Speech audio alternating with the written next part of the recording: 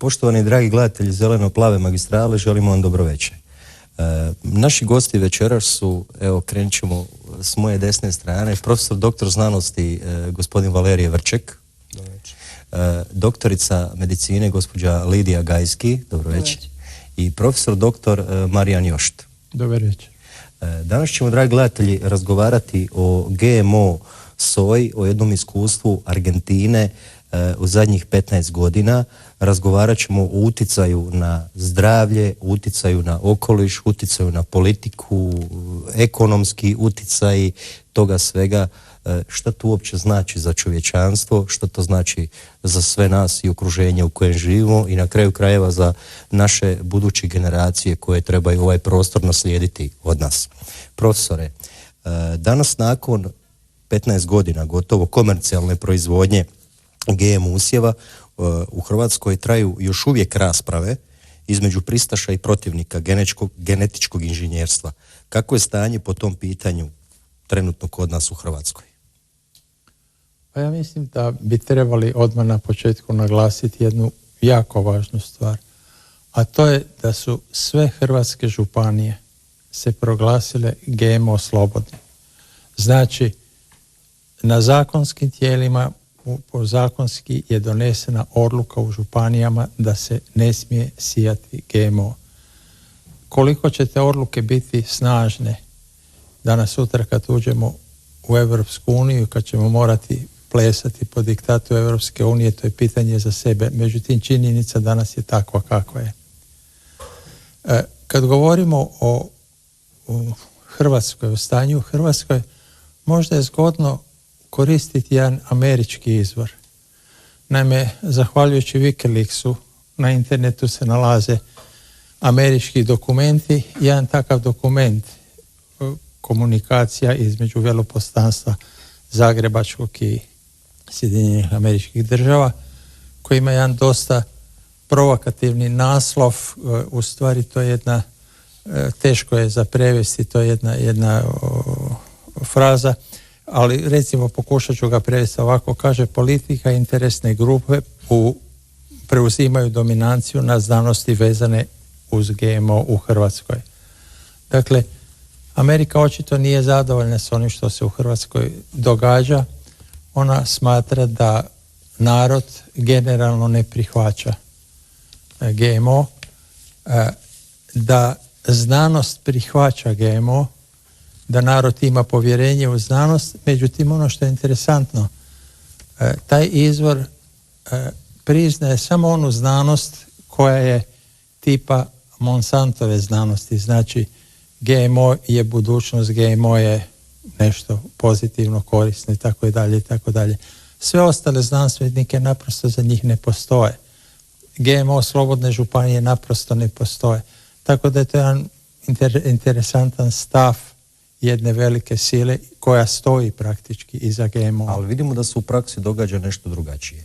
U praksi je, u Hrvatskoj je zabranjena proizvodnja GM usjeva, međutim nije zabranjen uvoz hrane koja je koristila upravo gdje su se GM usjevi koristili u ishrani stoke. Nije zabranjen uvoz takvog mesa. Imamo slučaj, imamo indicije da se preko Kopra uvoze ogromne količine sojine sačme u Republiku Hrvatsku, čak 70.000 tona godišnje. To su izuzetno opasne stvari gdje je automatski domaćim ljudima ugrožena konkurentnost i domaćim seljacima. Ta je soja 30 do 40 eura po toni jeftinija, a mi joj trebamo konkurirati sa našom čistom i zdravom sojom. Tu ispada velika problematika ekonomske konkurentnosti. Gledajte, ono što ja znam, koliko sam informiran, na našem tržištu hrane za ljudske potrebe sa GMO sastojcima nema. Naime, ona prema zakonu mora biti deklarirana ako ima više od 0,9%, ona mora biti deklarirana kao hrana koja sadrži GMO. Međutim, kad je stočna hrana u pitanju, tu je situacija potpuno drukčija. Upravo je Argentina ta koja izvozi ogromne količine, oko 40 milijuna tona ili tako nešto GM soje u Europu, koja se u Europi koristi uglavnom kao stočna hrana. Ne uglavnom, nego izričito kao stočna hrana za stočne smjese. A zašto ulazi u Europu? Radi toga jer nema carinskih davanja, dakle ona je zbog toga jeftinija. Prema tome veliki farmeri, veliki proizvođači dolaze do jeftinije hrane za stoku, automatski proizvode jeftinije meso, jeftinije mlijeko, jeftinija jaja i uništavaju opet u Europi male farmere. Stvari što se u Hrvatsku uveze takih 70.000 tona, a Bosna uveze 150.000 tona. Sve to preko Kopra uglavnom funkcionira. U tom je kvaka da je ovo područje već postalo zasićeno, ne zasićeno, nego da je na veliko ušla GMO soja u Hrvatsku. Ali sad pazite, problem je još jedan sa reziduama glifosata u ovim soji. Evropska unija je morala povećati dozvoljene granice rezidua za 200 puta. Odnosno, na 200 mg po kilogramu, tako nešto. Što je daleko, daleko iznad granica koje bi bile prihvatljive i to tako postoji. Profesore Valerije, Argentina je počela soju proizvoditi na veliko 1996. godine. Zašto? Zbog čega? Ima više razloga, ja znam neke. Kao prvo, nisam stručnjak za ekonomska područja, ali očigledno se radilo o dužničkom ropstvu, očigledno se radilo o ucjenama multinacionalnih kompanija i Sjeverne Amerike.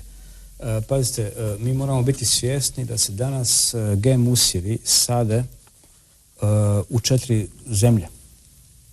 Uglavnom, 90% usjeva, dakle ona milijarda hektara pripada Americi, Kanadi, Brazilu i Argentini. Ja mislim da je ta slika sasvim jasna koja opisuje jedan ropski odnos između Sjeverne i Južne Amerike. Dakle, dalje od toga ne bi. To je ovako moja percepcija i pitam se zbog čega Europa, zbog čega druge zemlje nisu prihvatile i otvorile svoja polja za masovnu sjetvu GM usjeva. Argentina je 1996. bila u vrlo dobrom poznatom ekonomskom kolapsu i zapravo je to bila i ucjena i ponuda sjeverne braće za izlazak iz krize. Danas možda ćemo imati vremena pokazati da je zapravo da Argentina u tome nije uspjela. To je jedan dio priče. Da li je bilo ikakvog znanstvenog temelja i znanstvenih dokaza da se isplati sjetva GM usjeva, posebice soje, o tome možemo kasnije pričati, ali sva ta preliminarna znanstvena istraživanja bila su financirana od strane multinacionalnih kompanija, u prvom redu Monsanta, Syngente, i oni su bili glavni igrači u argentinskom pristanku na takvu sjetvu. Ja bih zapravo rekao da su prostituirali svoju zemlju, svoje oranice i danas plaćaju cijenu i ekološku i ekonomsku zbog toga što su pristali na jednu takvu ucjenu. Gospođo Gajski, vi ste doktorica medicine. Jesu li GMO i GM tehnologija sigurni uopće za zdravlje ljudi? Kad govorimo o sigurnosti GM organizama i te tehnologije, onda treba imati na umu nekoliko stvari. I to nisu specifičnosti samo ove vrste tehnologije, nego je to, ja bih rekla, opće mjesto moderne znanosti i moderne tehnologije, a to je da njima danas upravljaju u stvari proizvođači tehnologije. Oni su preuzeli većinu primijenjenih medicinskih i znanstvenih istraživanja i oni nam u stvari podastiru podatke o sigurnosti svojih proizvoda. To je jedna zločudna, bih rekla, transformacija znanosti, dakle privatizacija znanosti za potrebe manjina, za potrebe korporacija, i ona je na djelu naravno i u ovom području. Prema tome mi nemamo vjerodostojna istraživanja, naime ova privatno financirana su dokazano pristrana, na temelju kojih bismo mogli tvrditi i izjašnjavati se o sigurnosti ovih proizvoda. Postoje istraživanja koja govore o sigurnosti te hrane, međutim njih je financirao proizvođač i ona su metodološki slaba i u interpretativnom smislu pristrana. Druga stvar koju treba, i tu možda nije zgorega podsjetiti na jedno pismo jedne veće skupine američkih znanstvenika koja je uputila nadležnim institucijama u Americi 2009. jedno otvoreno pismo tvrdeći da je neovisno istraživanje GM usjeva i sjemena u Americi u stvari onemogućeno utjecajem velikih kompanija od kojih treba tražiti dozvolu uopće za testiranje. Naime, oni su vlasnici patenta, oni naravno nisu voljni te dozvole dati, kasnije vrše pritisak na istraživače u smislu da obeshrabruju istraživanja ili publiciranje radova i za takva neovisna istraživanja vrlo je teško naći novac i tako dalje. Druga stvar koju treba imati na umu je da su i regulacijski okviri, odnosno standardi prema kojima državne nadležne agencije odobravaju GM proizvode u stvari vrlo labavi i da nas ne štite od zdravstvenih rizika tih proizvoda, odnosno činjenica da su se našli na tržištu i da su odobreni od nadležnog tijela ne znači da su sigurni. Konačno, treća stvar jest činjenica da trebamo u stvari uzeti u obzir ograničenja suvremene znanosti koja nije u stanju u stvari u potpunosti razumjeti i predvidjeti sve moguće negativne učinke i posljedice genetske modifikacije. Dakle, u tako jednom stanju u kojem je puno toga nejasno, teško je tvrditi i da su ovi proizvodi sigurni, premda ćemo iz nadležnih mjesta dobiti u stvari potvrdu o tome da su sigurni. Ja bih tu spomenula i neka istraživanja, možda treba reći da samo, kad govorimo o hrani, da samo unošenje gena nije problematično. Mi gene unosimo hranom svakodnevno, jer i biljna i životinjska hrana u svakoj stanici mesa ili bilja jesu geni. Međutim, premda i tu postoje nekakve dvojbe, dakle, moguće je recimo postaviti si pitanje da li novi gen koji smo unijeli može ući u bakterije u našeg crijeva, recimo, pa te bakterije promijeniti na neki način da one postanu drukčije. Međutim, u načelu samo unošenje gena nije problematično. Ono što je osnova za zabrinutost je činjenica da je moguće da hrana koju unosimo, osim planiranih novih svojstava koje je dobila i koje su očekivana genetičkom modifikacijom, da su se možda razvila i neka druga svojstva i sastojci u tim biljkama koji nisu bili planirani i očekivani. I u tom smislu se spominje recimo alergenost takve hrane, dakle pojava novih alergena i to je dokazano u nekim namirnicama koje međutim zbog toga nisu ni došle na tržište. Potom činjenica da one mogu sadržavati neke toksične sastojke kao što su teški metali ili recimo pesticidi, što je dokazano u ljudi koji su konzumirali takve namirnice. To nisu bili pesticidi uneseni izvana, nego kroz biljku koju su ljudi jeli. I konačno takve namirnice imamo dokaze da su nerijetko slabije i manje vrijedne u smislu hranjivih sastojaka, da sadrže recimo manje korisnih fitoestrogena ili nekih mikronutrijenata, čak 50 do 90%. Zanimljivo. Profesore Vrček, što su to Roundup Ready soja, a što Roundup herbicidi? Koje su njihove karakteristike, formulacije? Roundup možda je ljudima lakše i drugo ime je komplicirano. Drugo ime za Roundup ili kemijsko ime za Roundup je zapravo glifozat.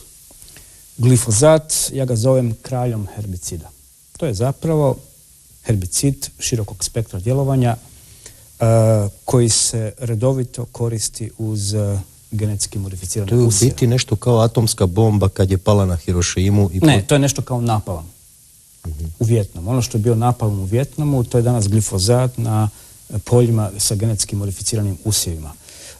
To je vrlo važno pitanje zbog toga što ljudima nije jasno, i ne da nije jasno, nego niko nije nikad rekao da je glifozat, dakle jedna vrlo toksična, jedna vrlo kontroverzna kemikalija, preduvjet bilo kakve genetski modificirane proizvodnje usjeva, odnosno GM usjeva.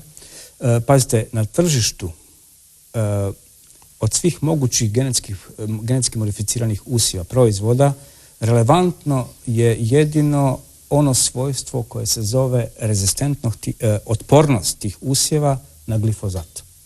Dakle, nekakav GM kukuruz, nekakva GM soja ili nekakva GM uljana repica, uglavnom ono što se nalazi na tržištu i što se nalazi na poljima, to je uglavnom biljka dizajnirana da bude otporna na glifozat.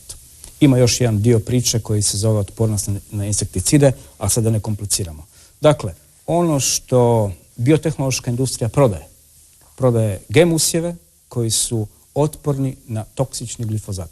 Glifosat vam doslovno sprži zemlju, onemogući život bilo kakve trafike, bilo kakvog korova, osim vaše GM biljke. A mikroorganizmi u tlu? To je posebna priča. Nemaju oni tamo šta više raditi. Više manje. Ali radi se o ovome. Glifozat je kemijski satelit GM usjeva. Gdje se sije GM sjeme, tamo se praši glifozat. To je divlji brak kemije i poljoprivrede i jedno bez drugog ne ide. Dakle, gdje god se sadi GM kukuruz, tamo se i praši sve od glifozata. I tu počinje nova priča, tu počinje nova znanstvena priča, prigovori, studije koji pokazuju koliko je glifozat toksičan, teratogen, koliko izaziva malformacije kod malformacije ploda, fetusa, koliko je alergen također, koliko je na kraju krajeva, koliko može izazvati hormonski kaos kod ljudi.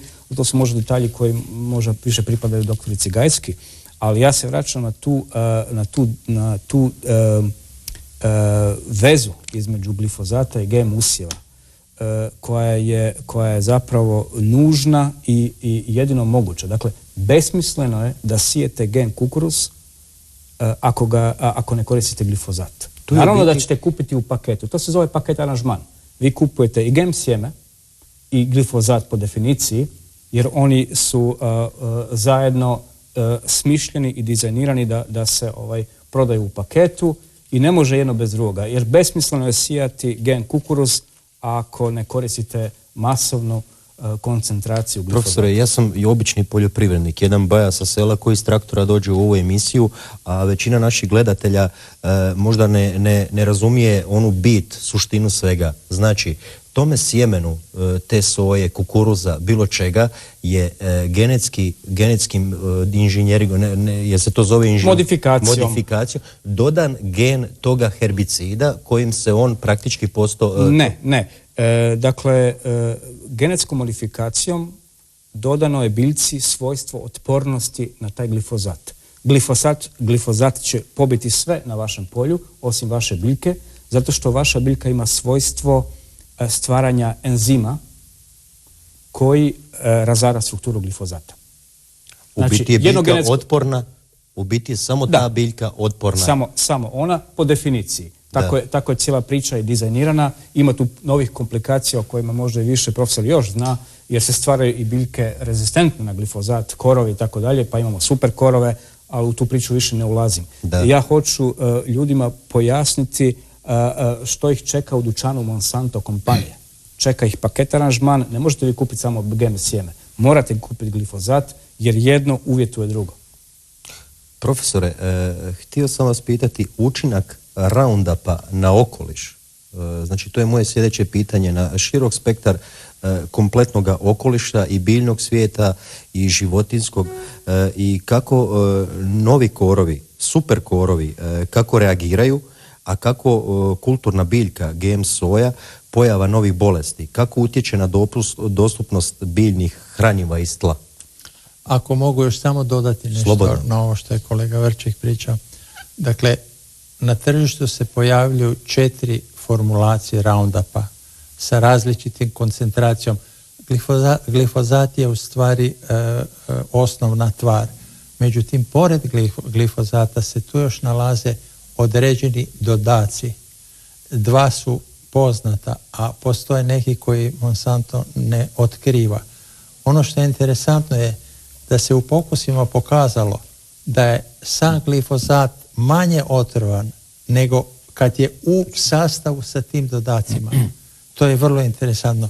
Ne samo to, nego se pokazalo da recimo ne ide kako koncentracija raste, tako da raste i djelotvornost ili otrovnost, nego se može desiti da je recimo drugi po redu po koncentraciji otrovniji od trećega ili četvrtoga. Dakle, to nije jednako raspoređeno. Ono što ste me pitali, dogodilo se, odnosno Monsanto je pričao da se glifosati brzo razgrađuju u tlu, međutim pokazalo se da je poluvijek raspada čak i 20 godina. Što znači da bi se za polovicu smanjila količina, potrebno je da prođe 20 godina. U tlu, jasno.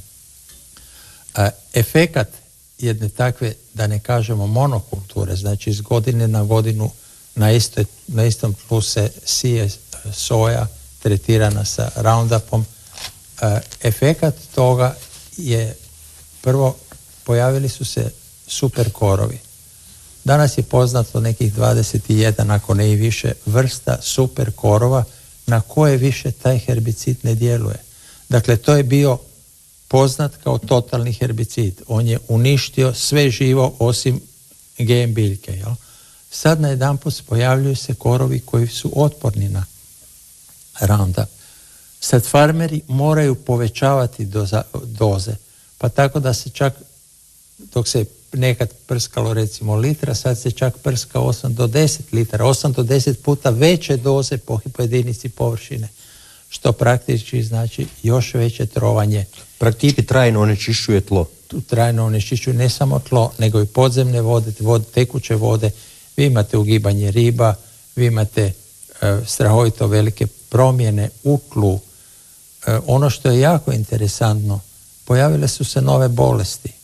Dakle, pojavilo se nekih 40 novih bolesti koje napadaju soju. A poznate bolesti su napadaju u većem intenzitetu. Tako da vi imate, opće je bilo poznato da recimo GM soja daje otprilike 6% niže urode. Međutim, sada se u nepovoljnim godinama, posebno kad su suše, može javiti i do 40% manji urodi. Sad pazite, ako vi plaćate skupo sjeme, ako plaćate skupi herbicid kojeg morate koristiti 8 do 10 puta više po jedinici površine, ako dobijete manje urode i ono treće što je jako važno, Argentina proizvodi proizvod koji niko neće, dakle koji vrlo teško prodaje i ona sa Europom, sa Europskom unijom ima sudski spor, iako Europa uvozi tu soju kao stočnu hranu. Jel?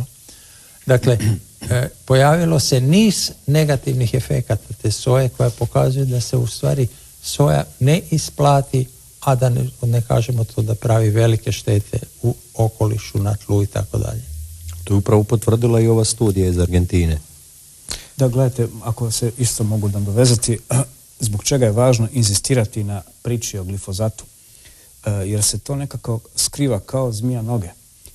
To je kemijski link koji nedostaje vrlo često u ovim pričama.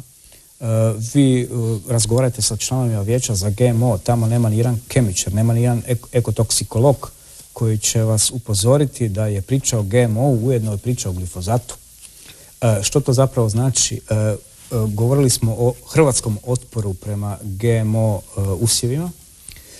Znamo i za europski otpor prema GMO usjevima. Međutim, mislim da bi bilo puno efikasnije da se taj otpor lagano kanalizira upravo prema glifozatu. Zbog čega? Europa je zabranila, na primjer, atrazin, jedan herbicid, također širokog spektra. On je zabranjen već 7 godina, ali nije u Americi. Ali ta zabrana ne povlači nikakve domino efekte za sobom. Vi ga jednostavno zamijenite sa simazinom, sa parakvatom, bilo čime, ali nekom drugom aktivnom tvari. Jasna stvar. Imate cijeli arsenal pesticida, nema atrazina, ima simazina. Međutim, ako zabranite glifozat, pada koncepcija biotehnološke industrije, odnosno GM usjeva, jer nema kemijske zamjene za glifozat. GM modificirane biljke su otporne na glifozat, a ne na neke druge herbicide. Tako je smišljen dizajn na razini gena i genetskih modifikacija. I zato ja mislim vrlo dobro i pažljivo bi trebalo kanalizirati doslovno zabranu ili moratorij tog glifozata, o kojem postoje sasvim dovoljno kvalitetne i velik broj studija koji pokazuje da njemu nije mjesto na tržištu hrane. Dakle, ako vi zabranite glifozat, vi niste zabranili GMO usjeve i poljoprivredu, ovo što je sad problem VTO, Europa, sloboda tržišta. Ne, mi smo zabranili glifozat jer postoji sasvim dovoljno podataka i dokaza. Evo, ja sam donio 2 klasične studije objavljene ove godine i prošle godine koje pokazuju i ukazuju o teratogenosti, tog glifozata, o reprotoksičnosti, to je endokrini na kraju krajeva disruptor i tako dalje, tako dalje. Mislim, nema potrebe, to vam poklonim poslije emisije. Ali hoću reći, dakle, agresija na taj glifozat je zapravo dobra prilika da se blokira cijela priča oko biotehnološke industrije. Ako mogu još reći, Argentina 56% površina poljoprivrednih sije sa Roundup Ready sojom. Dakle, to su ogromne površine. Takve površine se ne mogu prskati ekonomski sa tla. One se prskaju iz zraka, znači avionima. To je sad vjetar za nošenje, drift toga. Dakle, širenje tog glifozata na područja koja su blizu naselja i tako dalje. To znači strahovito snažan efekat na ljudsko zdravlje. Praktički je Argentina u biti onda maltene zaražena, sva zatrovana. Oni godišnje 300 milijuna litara prskaju. Znate što je to 300 milijuna litara otrova prskati po zemlji? Svake godine. Ja bih se nadovezala na profesora Jošta. Dakle, oni su ogromne količine obradive zemlje zasijali sojom i kako su rasle te površine, a rasla je onda i količina glifozata i intenzitet koji je zbog razvoja rezistencije korova se povećao 10 puta u 14 godina. Tako su se počele pojavljivati i zdravstvene posljedice takve prakse. Liječnici koji rade na tom području počeli su već 2-3 godine nakon početka uzgoja GM soje izvještavati o povećanom broju kako akutnih trovanja, tako i kroničnih oštećenja. Pa su se ljudi javljali s povraćanjem, proljevom, kožnim osipima, respiratornim simptomima, dakle kao posljedicom akutnog trovanja. Međutim, nakon nekoliko godina postalo je sasvim razvidno da raste i broj učestalost neplodnosti, broj pobačaja, koje recimo nije bila rijetkost da se susreću žene koje su imale i do 5 uzastopnih pobačaja potom, a o tome je prvi izvijestio liječnik Dario Gianfelici. Primijetio je i povećan broj genetskih, odnosno nasljednih anomalija, urođenih malformacija, od mikrocefalije preko deformiteta, kostiju glave i hrskavice glave, oštećenja mozga, očiju, bubrega. Potom porasle učestalost raka također, limfoma, karcinoma jetre, kože. U djece je recimo učestalost karcinoma porasla 3 puta. A ove kongenitalne anomalije su se u 10 godina povećale i do 5 puta. Dakle, to je zabrinulo i znanstvenike koji su također počeli proučavati i našli su da je oštećenje DNA, a to je upravo ono što čini glifozat, on je otrov za DNA, da je u stanovništvu s tih područja bilo 6 do 8 puta češće nego inače. Konačno, znanstvenik Andres Carrasco, čiju studiju je profesor Vrček donio, je 2009. objavio istraživanje koje je dokazalo vezu glifozata i kongenitalnih oštećenja u životinja, u pilećih i žabljih embrija, i ono što je važno pokazuje da su ta oštećenja upravo vrlo slična onim kongenitalnim oštećenjima koja su opisana u ljudi koji su živjeli na tome području. Konačno je onda 160 znanstvenika, liječnika i zdravstvenih radnika iz Argentine i napisalo jednu peticiju u kojoj su konačno zahtijevali zabranu prskanja glifozatom. Poštovani gledatelji, mi nastavljamo ovu priču nakon bloka propagandnih poruka.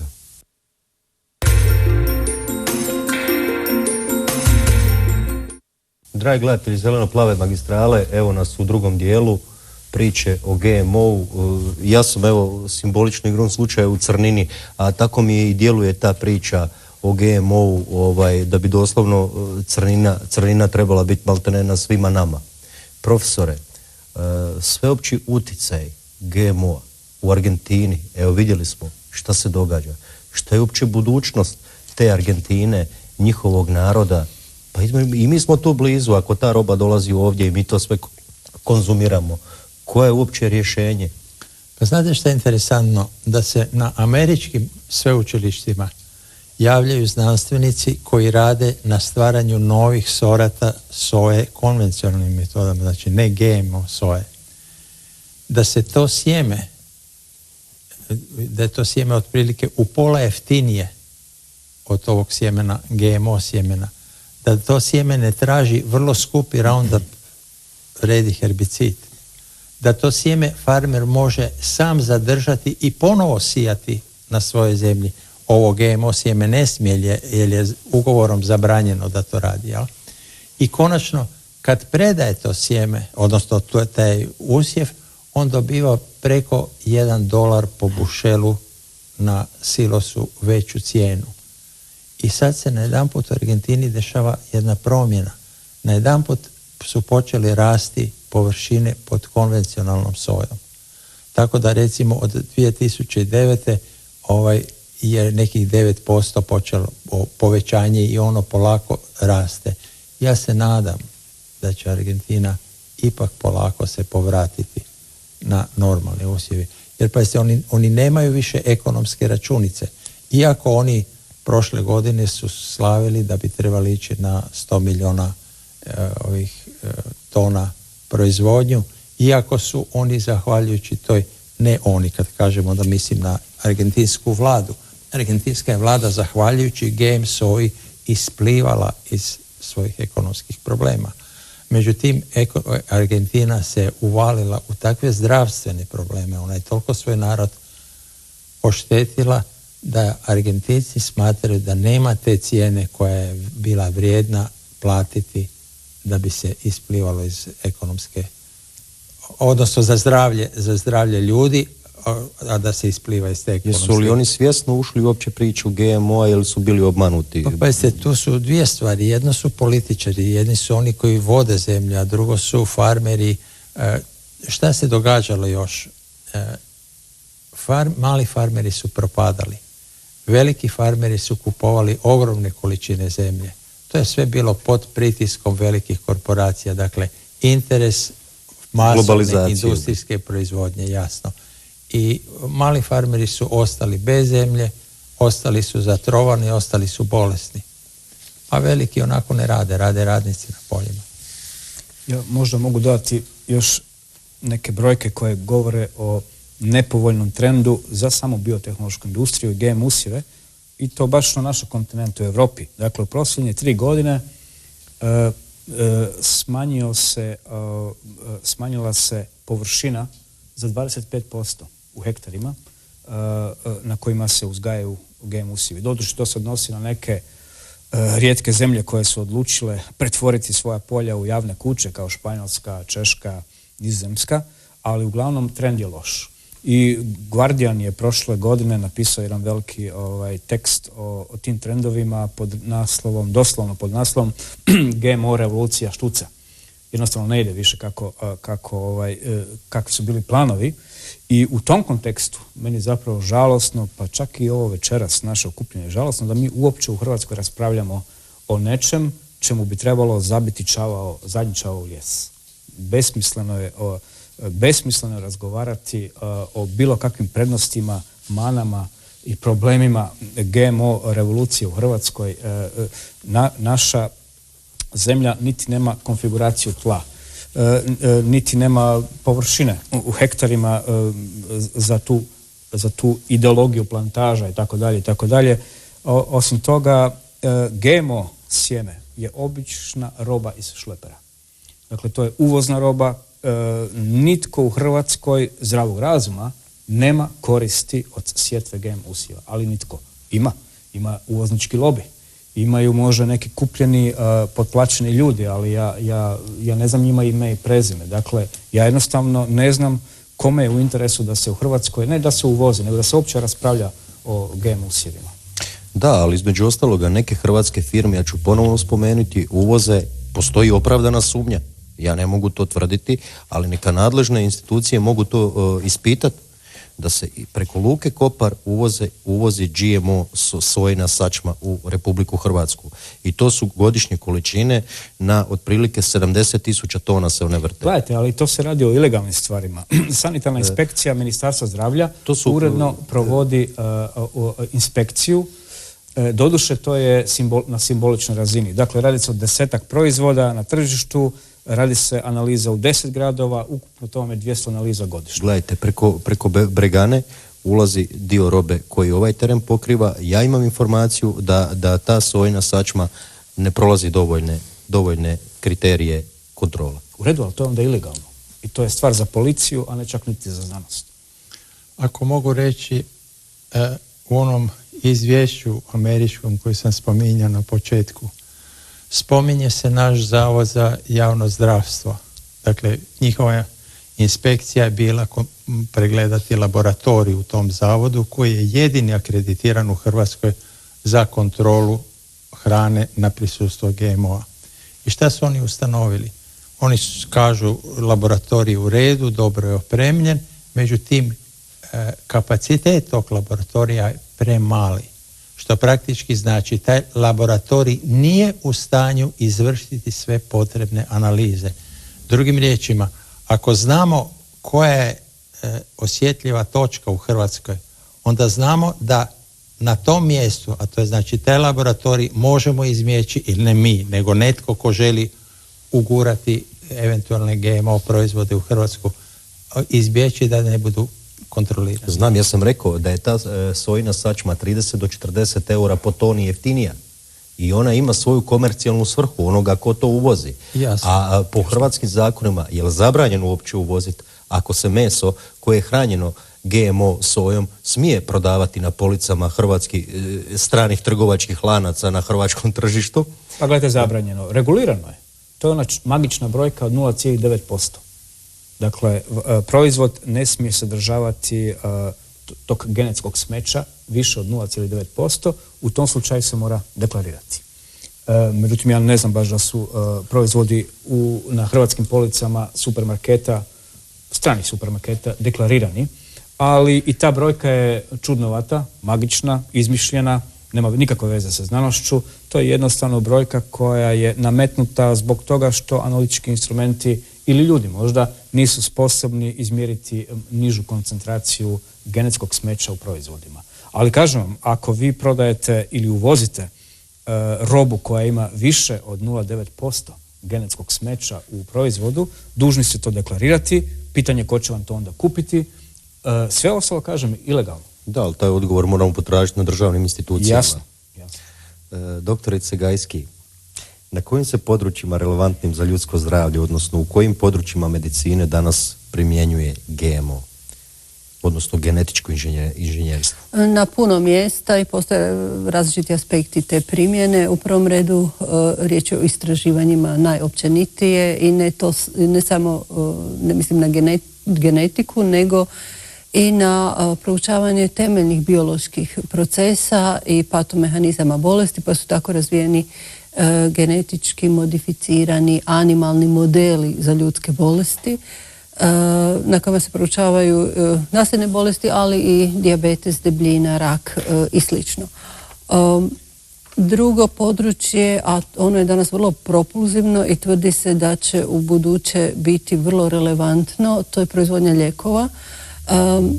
Lijekovi se još od kraja 70-ih proizvode uz pomoć genetički modificiranih bakterija. To je bila Escherichia coli, pomoću koje je uspostavljena proizvodnja inzulina. Danas se brojni uglavnom proteini, dakle antitijela, to su ti takozvani biološki lijekovi, potom vakcine, hormoni, proizvode uz pomoć bakterija i kvasaca. Međutim, ono što je najnoviji trend je uzgoj biljaka koje proizvode lijekove. Dakle, one su modificirane na način da imaju gen koji proizvodi lijek koji želimo. Isto se većinom radi o proteinima. Uglavnom se koristi duhan kao biljka genetički, znači preinačeni duhan kao biljka pomoću koje se dobivaju takvi lijekovi, potom kukuruz i slično. Postoje i genetički modificirane životinje za proizvodnju lijekova. Tako je recimo GM ovca pomoću koje se proizvodi i onda iz njenog mlijeka dobiva alfa-1 antitripsin, to je jedan protein koji nedostaje u jednoj nasljednoj bolesti. Genetički modificirana koza koja proizvodi u svome mlijeku antitrombin, to je jedan lijek protiv skrušavanja. Radi se i na svinjama koje bi bile preinačene na način da su imunološki sličnije ljudima i mogle bi služiti kao rezervoar za davanje organa. Treće područje je genska terapija. Tu se radi o tome da se izvana unosi u bolesnika koji boluje od neke nasljedne bolesti i ima defektan gen, taj gen i pomoću genetički preinačenog virusa se on plasira u genom primatelja. Time se stvara u stvari i GM čovjek. Jel? Dakle, modificirani čovjek koji više nema svoje gene nego unešene izvana. I konačno to je pitanje GM hrane. Jel? Danas smo svjedoci da postoje genetički modificirana soja, kukuruz, riža, krumpir, rajčica, uljarice, a isto tako i genetički modificirane životinje za hranu koje doduše još nisu na tržištu, ali imamo ono što ste vi spominjali, meso životinja hranjenih GM biljem. A pitanje je trenutka kad će nam ponuditi i meso genetički modificiranih životinja, recimo svinja koje su proizvedene na način da to meso ima više recimo nekih hranidbenih sastojaka, omega-3 masnih kiselina i slično. Sad, da li je nama to sve potrebno? Ja mislim, to je pitanje u biti za sve. Ja mogu sad se nadovezati na ovo nabrajanje pa vam reći prvo da u medicini, a u znanosti općenito postoje puno jeftinija, jednostavnija, plodonosnija istraživanja koja sa većim učinkom na zdravlje ljudi nego ova koja su dugotrajna, skupa, komplicirana i u stvari za rješenje su eventualno za neke rijetke nasljedne bolesti. Što se tiče proizvodnje lijekova pomoću genetički modificiranih organizama, to nam isto nije potrebno. Naime, mi jesmo dobili veće količine inzulina, recimo i cjepiva uz pomoć bakterija, međutim, pitanje je li nam taj inzulin toliki koliki se danas primjenjuje i ta cjepiva doista potrebni. Dakle, inzulin se danas, a ja to znam jer sam te stvari proučavala, primjenjuje puno više i nepotrebno u količinama koje su nepotrebne i nema nikakav učinak na zdravlje ljudi. Dakle, uvodi se prerano, koriste se velike doze, višekratna davanja. Slično je sa vakcinama za koje, vjerovali ili ne, nema stvarnih dokaza o tome da sprječavaju zarazne bolesti. Inzulin dobiven ovim tehnikama, jedan od njih je i u nas na tržištu, to je Glargine, odnosno Lantus, evidentno je kancerogen. Jel? Dakle, on se vrlo razlikuje znači, od prirodnih inzulina, svinjskih i goveđih, koji su u stvari bili prirodni. Uzgajati lijekove na biljkama isto ne znam koliko je pametno kad mi imamo prirodnih ljekovitih tvari, imamo i prirodnih biljaka koji proizvode recimo alkaloide kao što je vinkristin, vimblastin, to su citostatici. Dakle, čemu stvarati, a to je dakle, to se provodi genetički modificiranu biljku koja će proizvoditi takav sastojak. Mi time u stvari riskiramo da nam biljke sa tim aktivnim kemijskim supstancijama zagade, kontaminiraju biljke koje koristimo za hranu. Pa postoji mogućnost da danas sutra u svojim pahuljicama kukuruznim nađemo i malo citostatika kao dodatak. Ja? Preventivno. Ili glifosata možda. Recimo jedna je biotehnološka tvrtka u Americi kažnjena jer je dokazano da je njezin genetički modificirani kukuruz koji je trebao proizvoditi vakcinu nađen u polju gdje se uzgajala soja za hranu. Ja? I konačno ovo pitanje je li nam potrebna uopće genetički modificirana hrana, argument je bio da će se proizvoditi više, dakle da će prinos biti veći. Međutim, to definitivno nije. Naravno da nije. Da će se moći proizvoditi na mjestima gdje su loši klimatski uvjeti, da će cijena pasti i da će na taj način ta hrana biti dostupnija, pa je to nama predstavljeno kao problem, kao rješenje za problem gladi u svijetu. Naravno da je to sve palo u vodu. Međutim, gladni su i dalje gladni? Apsolutno, zato što problem gladi nije problem proizvodnje hrane, nego problem njene distribucije, a to je već političko pitanje. Odnosno, ravnomjerne raspodjele na sve. Da, a to je problem znači, našeg globalnog ekonomskog i političkog ustroja i modela. Jel? S druge strane, te namirnice nisu se niti pokazale vredni u hranidbenom smislu. Dakle, zlatna riža koja je trebala riješiti problem avitaminoze A je u stvari doživjela debakl. Recite, profesore. Dakle, šta se tu događa? Znanstvenici imaju ideju. Znanstvenici krenu s tom idejom, međutim na tom putu se uvijek nešto izjalovi. Pa tako ti lijekovi nisu toliko efikasni ili toliko djelotvorni kao neki od prije poznati ili prirodni lijekovi. Tako zlatna riža nema onu količinu A vitamina koju bi trebala imati. Pa ispada recimo da bi trudnica morala pojesti 6 kila suhe riže dnevno. Suhe riže. To znači kad se ona namoči, to bi bila jedna količina koja je apsolutno nemoguća da ju provari.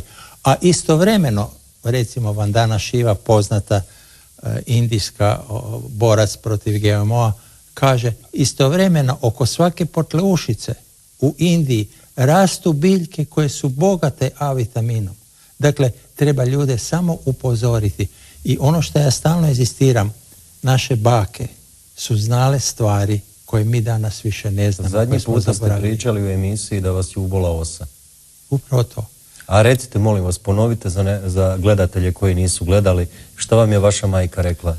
Dakle, trebalo je uzeti 2 biljke. 2 biljke koje su rasle na livadi oko nas. Uskolisni trputac i mentu, ja mislim, nisam siguran sad. I dakle, to je supruga našla, stisnuo sam na mjesto gdje me podokao. Iscijedili ste taj sok? I u roku od 10 sekundi nestalo je boli, niti je bilo oteklini, niti bilo šta slično. Takvih bolesti, danas recimo cijepljenje protiv gripe, to je bezvezno, dakle to treba nekom ko proizvodi cjepivo, ko treba na tom cjepivu zaraditi. Danas ima toliko prirodnih lijekova u našoj kuhinji, u našoj kući koji treba samo koristiti. Da, samo još da se palo mi nešto na pamet, dakle radi se o ekonomskim interesima, ali radi se o jednom nekritičkom entuzijazmu naših znanstvenika koji usko gledaju. Recimo ja se onda često sjetim jednog našeg profesora molekularne biologije, odnosno genetike s kojima sam vodila jedan razgovor gdje je on oduševljeno pričao o tome kako je uzgojena genetički modificirana krava koja daje mlijeko sličnije ljudskom mlijeku, jer se, naime, kravlje i ljudsko mlijeko razlikuju, treba prilagođavati kravlje mlijeko, razređivati da bi se davalo ljudima i on je bio s tim toliko oduševljen, a ja sam mu postavila pitanje, pa dobro, zašto je to potrebno kad možemo nagovoriti žene i dati im uvjete, pružiti im uvjete da jednostavno doje svoju djecu? Pa naravno, ja gledam, ako je Bog stvorio majku da doji svoje dijete do eventualno godine i pol, čak 2 i 3 godine, neke majke doje svoju djecu, pa da li je uvjet da bi čovjek onda trebao koristiti mlijeko cijeli život? Meni osobno baš mlijeko ne odgovara, ja ga ne volim, jedino ga u kavi popijem. Ne znam da li je kravlje mlijeko prava zamjena uopće za ljudsko mlijeko i koliko čovjekov ljudski organizam uopće i prihvaća, koliko je ono upravo možda i dobro. Ne znam, teško mi je reći, ovako govorim svoje razmišljanje. Pitanje je koliko je danas mlijeko koje vi kupujete ili mi kupujemo u dućanima, koliko je ono stvarno mlijeko, a koliko je prerađevina koja sa mlijekom ima jako malo veze. Možda da se vratim spomenuli ste hrvatsku znanost, da ipak ne budemo otišli predaleko, a da povežemo opet sa ovim pitanjem koliko je sve to potrebno. Ja bi to skratio naslovom koji se zove nasilje suvišnog. Ali u hrvatskoj znanosti nijedan projekt ministarstvo ne sufinancira, a da se bavi uzgojem GM usjeva. Dakle, to uopće nije znanstveni nacionalni interes. U Hrvatskoj to nije interes ni seljaka. Dakle, da vam netko izvana dođe sa patentom i da vam prodaje robu iz šlepera, dakle uvoznu robu preko Bregane ili Kopra, kako hoćete. Ponavljam, ne vidim ni jednu razumnu instituciju, ni jednu populaciju u našem društvu koja je u interesu osim pete kolone, ako je postoji. Pa ja ću vam reći, ako imate nekoga farmera koje može jeftinije nabaviti tu hranu za ishranu svoje stoke, on će ju iz ekonomske računa, ako mu sustav dozvoli, on će ju nabaviti.